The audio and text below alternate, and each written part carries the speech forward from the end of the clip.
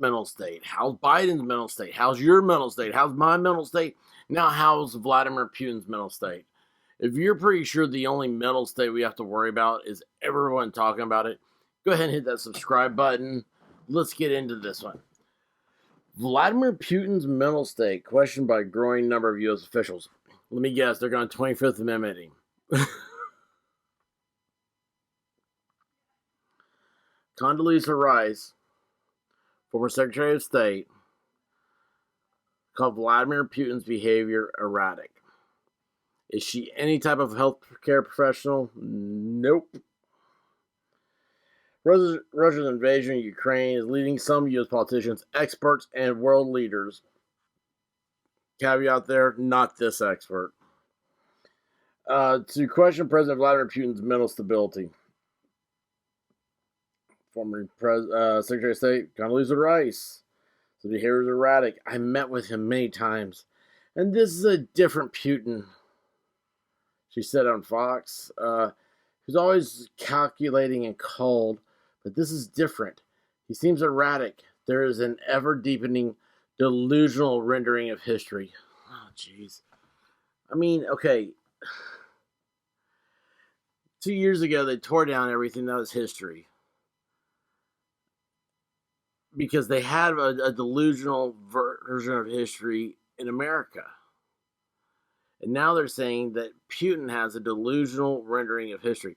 Let me tell you, here's the key thing. The very first thing, in anything with history, you have to do this before you can take the first step into understanding what it is that happened. Is you have to put yourself in their shoes. Do you really see some of these things as happening as like that's what you would do? People are the same. I mean, everybody wants to live, be happy, and be rich. Okay, nobody sits around and wants to be miserable. So, well, they do. They vote for weirdos. But anyway, I mean, for the most part, everybody wants the same thing. They'll be left alone. They want the house with a white picket fence. They want to watch baseball in the afternoons. They want to watch football on Saturdays. They want to drink a few Budweisers, have a dog, and be just left alone. All right? And now it's like, oh no, it was everything in history was about white supremacy and colonialism and all this other crap. And you're sitting here going, why are we attacking history so bad? I mean, they're going to start attacking you when you had for breakfast yesterday. Oh, jeez. Former Director of National Intelligence Jim Clapper echoed Rice's assessment of the Russian ruler, who has grown increasingly frustrated over his failure to swiftly subdue Ukrainian forces. I personally think he's unhinged, Clapper said on CNN. I worry about his acuity and balance. Concerns about Putin's shaky mental health are particularly relevant given that he has his finger on the nuclear trigger, Clapper added. I thought it was always called the nuclear button. Senior intelligence officials who have known Putin for decades told Fox News he has been isolated for months at his presidential compound, interacting exclusively with a small group of advisors and cronies. Oh my gosh, is there a corona lockdown in Russia? Because that's what they did to everybody in the United States, okay? Everybody was isolated for months in their homes, and they interacted exclusively with small groups of people. How long is this? During a meeting in Moscow, look at this one. Hold on. A senior national security official under Trump who asked for anonymity. Of course. Probably made up. Okay, I thought anonymous or whatever that was, Q, whatever. I thought all that crap was very well documented being made up. And now you got them here that the media is quoting them. During a meeting in Moscow, the men sat across an absurdly long marble table. They're supposed to. Social distancing. I mean, Macron. I mean, this is the guy that's like banging his school teacher who's like 20 years older than him. I mean, what the hell's going on here? Gosh. Why are we taking these people serious?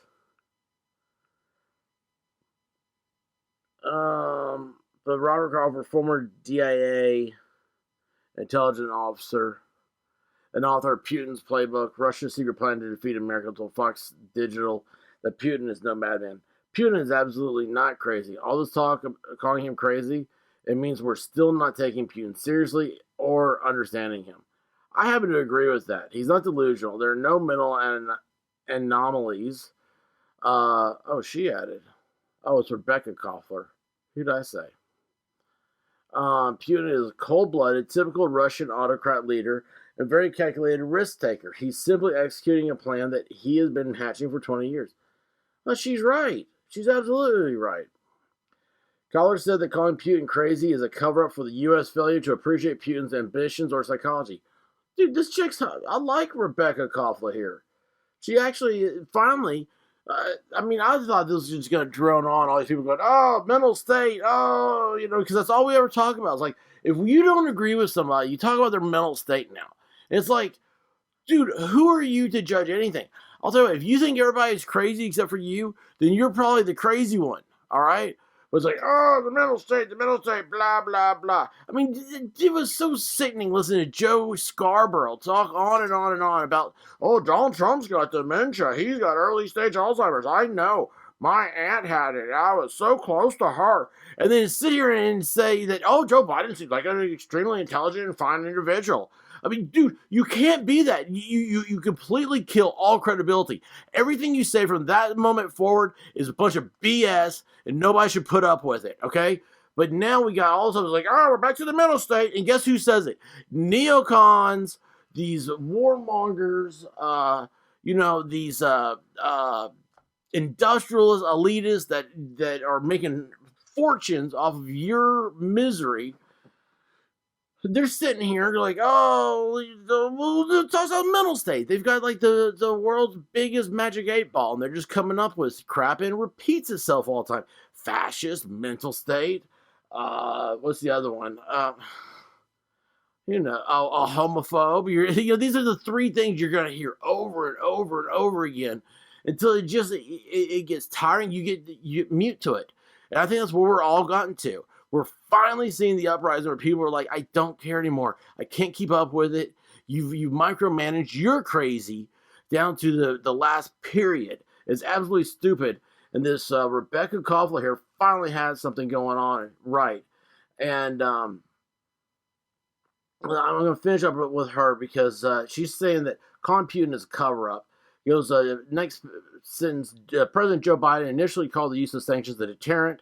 After the invasion, he reversed course and said he actually didn't think the economic penalties would prevent war.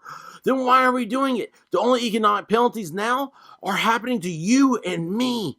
Because it's like, we had to get rid of our own gasoline. We had to get rid of our own energy preserves, which, by the way, I'm thinking that having all this natural gas trapped underground is a recipe for disasters. Only a matter of time before that stuff comes to the surface naturally. And when it does, it's going to have a resounding boom. But anyway, no, we can't tap into any of our stuff. But let's see, it goes on to see here. If anything, this conflict has exposed our lack of viable counter strategy to Putin's well-thought-out plan, Koffler said. We're grasping at straws right now. Rebecca Koffler is spot on. I agree 100% with what she said in this. I don't have the full thing, obviously. It may be BS, but what this article here has picked and choose, I agree with. These statements happen to be right. Putin knows exactly what he's talking about. Half the time you call people crazy is because they're the geniuses in the room and you're the moron. Except for Joe Biden because he crapped his pants in the Vatican and nobody has addressed that. That's the worst thing in the world. It's like, well, did the United States really send some dude over there that shat himself in front of the Pope? Because that is awful. I mean, that's just right there. There ought to be some sort of talks about that one. But no, we're going to sit here, and I don't know what Plastic Nancy even does anymore. Uh, she's so addicted to plastic surgery. She's she's hyped up on, like Quaaludes and morphine, going for the next knife, having next injection shot into her face. And then you got, what's his name over there? Schumer, all he cares about is now that he hits the nice office and the nice desk. He's already got negotiated that the Democrats lose control of the Senate. He's going to keep his office as the majority leader.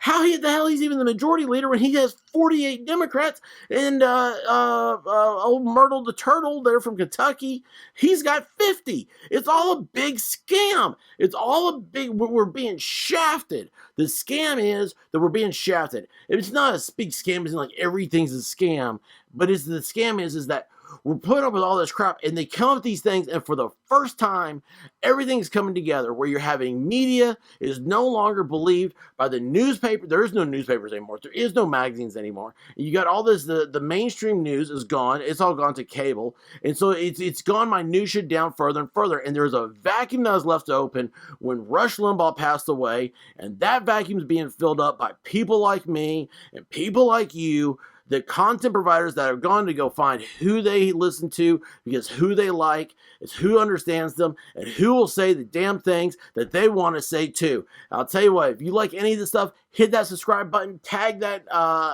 bell, and you know what, till next time, be good, be safe, Godspeed.